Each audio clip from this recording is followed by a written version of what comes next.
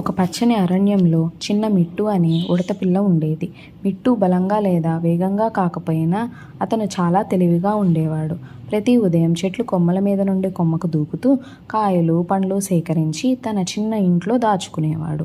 మిగతా జంతువులతో ఆటలు ఆడుతూ పక్షులతో పాటలు పాడుతూ ఆనందంగా గడిపేవాడు. కానీ ఓ వేసవి కాలంలో అరణ్యంలోని జంతువులందరూ భయంలో నిండిపోయారు.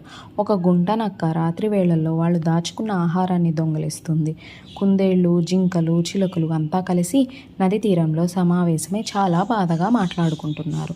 మా పిల్లల కోసం దాచుకున్న పండ్లన్నీ నక్క దొంగిలిచ్చింది అని చిలక ఏడుస్తూ ఉంది. జింకలు కుందేళ్లను కూడా ఆందోళన చెందాయి. అప్పుడు చిన్న మిట్టు ధైర్యంగా రాయి మీదకి ఎక్కి, భయపడకండి మిత్రులారా, మనం బలవంతులం కాకపోవచ్చు, కానీ తెలివిగా ఉంటే సరిపోతుంది. నాకు ఒక ఆలోచన వచ్చింది అని అన్నాడు.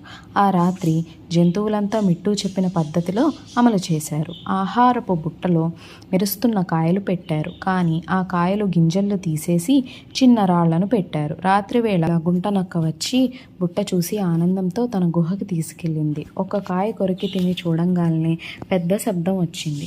అయ్యో నా పళ్ళు అని అరుస్తూ నక్క నొప్పితో గట్టిగా విలవిలలాడింది.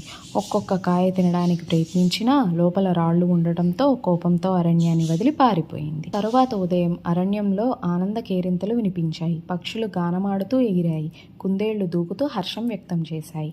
జింకలు ఆనందంగా నృత్యం చేశాయి. అందరూ మిట్టుని తమ భుజాలపై ఎత్తుకుని హుర్రే మిట్టు మన తెలివైన ఉడత పిల్ల అని హర్షధ్వనులు చేశారు. మిట్టు సిగ్గుపడుతూ చిరునవ్వులు చిందించాడు.